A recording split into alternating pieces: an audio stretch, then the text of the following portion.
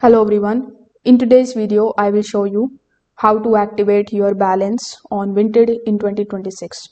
So if you have sold an item and see money pending but can't withdraw it yet, your balance usually needs to be activated first.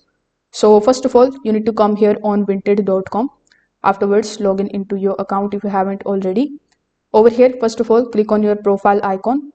Among the given options, simply click on the option of wallet. So this is the section where Vinted is going to hold all of your earnings after a sale. So if your balance isn't active yet, you will see a message or the tab asking you to activate the payouts.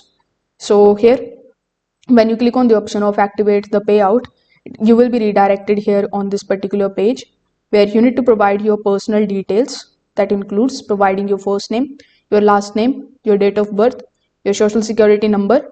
Then you can add the billing address, in which you just have to provide these details and activate your wallet. After that, in order to activate your payout, you just have to add your bank account details, in which includes your full name, your bank account number, the IBAN number, and then you need to confirm the information. So make sure that everything is correct to avoid any kind of delays. After submitting your bank details, Vinted may do a quick verification of it.